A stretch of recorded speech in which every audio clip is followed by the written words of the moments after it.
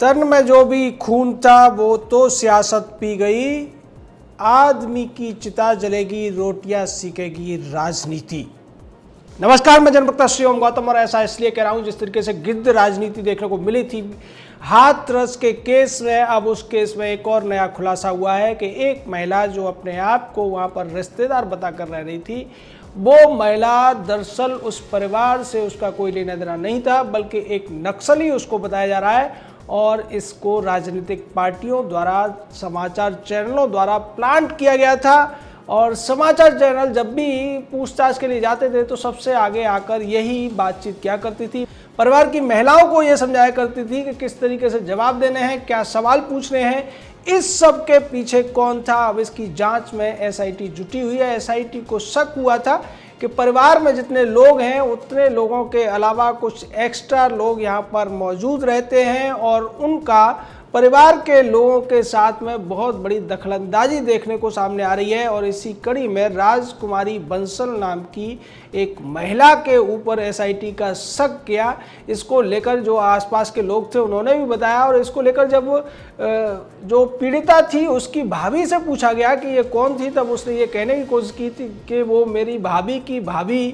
की रिश्तेदार है, यानी कि वो हमारे ही परिवार की रिश्तेदार है और जबलपुर की रहने वाली है। लेकिन जब उस लड़की से पूछा गया एक चैनल के द्वारा, तब उसने कहा था कि मैं उसकी बहन हूँ। दूसरे चैनल ने जब उससे पूछा तब उसने ये कह दिया कि मेरा उस परिवार से कोई लेना देना नहीं है, मैं इनकी रिश्तेदार नहीं हूँ। यानी कि इस पूरे मामले में जितने बयान सामने आए उससे ये अब जांच का विषय बन गया है कि ये महिला थी कौन और ये परिवार के साथ क्यों रुकी हुई थी, क्या इसके पीछे कारण था। इसको लेकर स्वराज जीवन जो कि जिसका स्टिंग ऑपरेशन हुआ था उसका भी नाम आ रहा है। दूसरी तरफ भीम आर्मी पर भी इसके संदेश आ रहा है और कांग्रेस पार्टी के ऊपर इसका पूरा संदेश है, क्योंकि जिस तरीके से कांग्रेस के ही नेता ने सबसे पहले इस केस में बयानबाजी को बदलवाया था और ये महिला 16 से 22 तारीख के बीच में इस परिवार में आई थी, तो इसका मतलब ये है कि सीधे तौर पर इस महिला को प्लांट करने का काम प्रियंका वाड्रा, सोनिया गांधी और राहुल गांधी के जानकारी में हुआ था। इसका पूरा मतलब ये था कि इसमें राजनीति करके अपनी राजनीतिक रोटियां सेक ली जाएं, चाहे परिवार की भावनाओं का कुछ भी हो, सच का कुछ भी हो, निर्दोषों को फंसा दिया जाए, लेकिन किसी भी तरीके से राजनीतिक रोटियां सेके जाने की जरूरत है। जिस तरीके से गांव वालों के बयान आ रहे हैं, परिवार के जो पहले के बयान हैं, उसके बाद तो ये लगता है कि परिवार ने पहले एक ही लड़के के द्वारा हमला करने की बात कही थी, लेकिन बाद में जिस तरीके से बाहरी लोगों ने, कांग्रेस के नेता स्वराज जीवन वाल्मीकि और इस महिला की भूमिका भी उसमें स्पष्ट नजर आ रही है, क्योंकि ये महिला जहाँ से आई है वहाँ पर इसकी जब तलाश शुरू की गई तो ये कांग्रेस की ही महिला निकली और राहुल गांधी के फॉलोअर भी है ये। तो इस तरीके से जो अभी एक और बात इसमें सामने आती है कि ये डॉक्टर भी अपने आप को बताती थी, ये कहती थी कि मैं जबलपुर में प्रोफेसर हूँ। इतना सारा कुछ होने के बाद भी गांव वाले जब सवाल उठा रहे थे कि इतने नकली रिश्तेदार हैं जो भीम आर्मी के सदस्य हैं या दूसरे अन्य एनजीओ संगठनों के या पार्टियों के लोग हैं, तब भी गांव वालों के इतना कहने के बावजूद ये परिवार के साथ किस तरीके से रही, क्या लालच इसने दिया था, किस तरीके से परिवार का ब्रेन वॉश इसने किया था, ये सारे सवाल अब एसआईटी के सामने मौजूद हैं। एसआईटी इसकी जांच कर रही है। हालांकि ये महिला अब वहां से भाग चुकी है, हाथरस से ये निकल चुकी है, कहां है इसकी जांच में अब एसआईटी लग गई है। दरअसल जिस तरीके से इस महिला की भूमिका सामने आ रही है, टीवी चैनलों पर इसके कई सारे बयान सामने आ रहे हैं और ये जिस तरीके से जिस टोन में बात करती थी उसको लेकर भी किसी भी टीवी चैनल ने इस पर आपत्ति नहीं जताई थी कि ये जो लोग, या ये ब्रज का इलाका है, ब्रज भाषा की टोन अलग होती है और चाहे पीड़िता के परिवार वाले हो या पीड़िता की भाभी हो, उन सभी की टोन में एक रास्ता यानी कि समानता का अनुभूति होती है अगर कोई जानकार व्यक्ति है तो। लेकिन ये जो महिला थी इसकी भाषा दूर दूर तक उन लोगों से नहीं मिलती थी, उसके बावजूद लोगों ने ये नहीं पूछा। जो टीवी चैनल उससे बार बार इंटरव्यू लेने के नाम पर उसकी राय लेते थे और वो चीज़ों को इस तरीके से मैनिपुलेट करने की कोशिश कर रही थी कि सारा का सारा मामला सच की तह तक न जा पाए। जिस तरीके से उसकी भाषा है, उसके शब्द हैं, उसको लेकर सवाल नहीं उठाया गया और ये किसी ने नहीं पूछा कि इस महिला का क्या मोटिव है, ये क्यों यहाँ रुकी हुई है, इसके पीछे वजह क्या है, इसको किसने यहाँ भेजा है और किस लिए यहाँ भेजा है। ये सारी चीज़ों को लेकर एसआईटी जांच में जुटी है। एसआईटी ने अब हालांकि तमाम जगह पर सीसीटीवी कैमरे लगा दिए हैं पीड़िता के घर के आसपास और उसके बाद 40 गांव वालों को भी एसआईटी ने अब सम्मन किया है इस पूरे मामले में सच्चाई की तह तक जाने के लिए। लेकिन जिस तरीके से आज तक चैनल इस पूरे मामले को बिगाड़ने में लगा था, या दूसरा इंडिया टीवी और दूसरे भी कई लोग थे जो इस पूरे मामले को अलग ही दिशा में ले जाने की कोशिश कर रहे थे, लोगों को भड़काने की कोशिश कर रहे थे। चित्रा त्रिपाठी को ऑन एयर ये सुना गया कि वो परिवार वालों को ये कहती है कि ऊंची जातियों ने आपके खिलाफ पंचायत की है और आपके खिलाफ वो बड़ा एक्शन या प्रदर्शन करने की योजना बना रहे हैं। यानी कि यहाँ जानबूझकर चित्रा त्रिपाठी जाति का इस्तेमाल करती है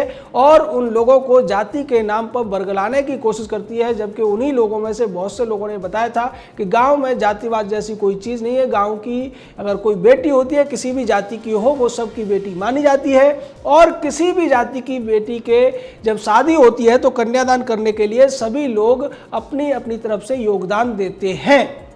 इस तरीके की समरसता समाज में है, लेकिन आज तक चैनल उसको नकार कर वो सीधे तौर पर नक्सलवादी कांग्रेस कांगी वामपंथी जो एक योजना है उसके द्वारा समाज में जहर घोलना चाहता है। आज तक जैसे चैनलों ने शुरू से ही इस पूरे मामले को दलित और दबंगई के का लड़ाई बताया और ये कहने की कोशिश की कि ठाकुर जाति का लड़का होने की वजह से ठाकुर जाति उसको बचा रही है, ऊंची जाति के लोग बचा रहे, यानी कि इतनी ज़्यादा घिनौने स्तर तक ये आज तक की रिपोर्टिंग हो रही थी। और इसमें केवल चित्रा त्रिपाठी या तनुश्री पांडे जैसे लोग नहीं थे, राहुल कंवल भी जिस तरीके से इसमें एक्सपोज हुआ, चाहे अंजना ओम कश्यप हो, राजदीप सरदेसाई हो, इन सब की सोच भी लोगों के सामने एक्सपोज हो गई। राहुल कंवल तो अभी भी इस बात में जिस तरीके की झूठी रिपोर्टिंग करता हुआ नजर आ रहा है, उसको लेकर मुख्यमंत्री के मीडिया सलाहकार सलमणि त्रिपाठी ने भी राहुल कंवल को ये चेतावनी दी है कि वो कोई भी न्यूज़ या कोई भी खबर बताने से पहले उसकी सच्चाई की जांच कर ले, जिससे बाद में उसको माफ़ी न मांगनी पड़े। दरअसल राहुल कंवल ने सीबीआई को लेकर एक बात कही और ये कहा कि सीबीआई ने स्पष्टीकरण दिया है कि अभी तक सीबीआई को जांच के लिए कोई नोटिफिकेशन जारी नहीं हुआ है, जो प्रक्रिया है वो पूरी तरीके से उसका पालन नहीं हुआ है, इसलिए सीबीआई अभी जांच में नहीं है। इसको लेकर सलमणि त्रिपाठी ने कहा कि पहले राहुल कंवल को सच्चाई जान लेनी चाहिए, क्योंकि ये लोग जिस तरीके से इनकी पत्रकारिता है उसके बाद इनकी हंसी होती है और बाद में इन्हें झूठी पत्रकारिता के लिए माफ़ी भी मांगनी पड़ती है। राज्य सरकार अपना पूरा काम कर चुकी है और सीबीआई के लिए जांच के लिए यह अनुमोदित हो चुका है।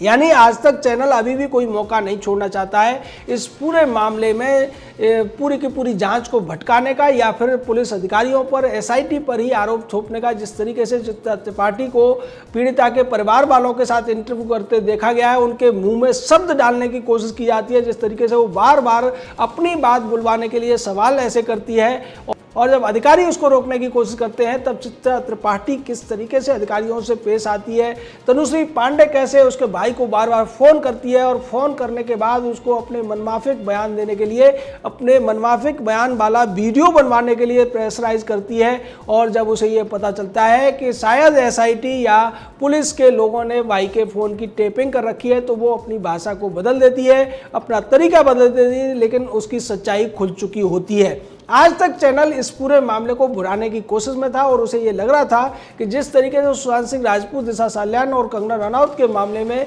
महाराष्ट्र के मामले में उसकी भद्द पिटी है, रिया चक्रवर्ती को बचाने की वजह से अब जनता उसके खिलाफ हो गई और जनता ने उसकी टीआरपी को डाउन कर दिया है, वो इस पूरे मामले को अपनी टीआरपी बढ़ाने के लिए भुना लेना चाहता था। उसी तरीके से जैसे कि राहुल गांधी, प्रियंका वाड्रा और पूरी की पूरी कांग्रेस इस मामले को अपनी गिद्ध राजनीति के लिए इस्तेमाल करना चाहती थी और उसे ये लगता था कि इसमें वो अगर राजनीति खेल देगी, जातिगत द्वंद्व को बढ़ा देगी, तो शायद उसकी राजनीति उत्तर प्रदेश में दोबारा से जिंदा हो जाएगी। लेकिन कांग्रेस को मुंह की खानी पड़ी और कांग्रेस का जो नेता, जो कि मंत्री भी रह चुका है, कांग्रेस पार्टी का राष्ट्रीय सचिव भी है, उस व्यक्ति को, जो कि सोनिया, राहुल और प्रियंका तीनों का ही खासम खास है, उस व्यक्ति को रगे हाथों कैमरे के सामने दंगा कराने की साजिश करते हुए, उसके लिए पैसा मांगते हुए जब शूट कर लिया गया, तब कांग्रेस बैकफुट पर आ गई। लेकिन अभी तक राहुल गांधी, सोनिया गांधी और प्रियंका वाड्रा किसी ने भी इस पूरे मामले में कांग्रेस की घिनौनी भूमिका को लेकर माफी नहीं मांगी है। उसी तरीके से जैसे आज तक चैनल पूरी तरह से एक्सपोज हुआ, बार बार उसके झूठ पकड़े गए,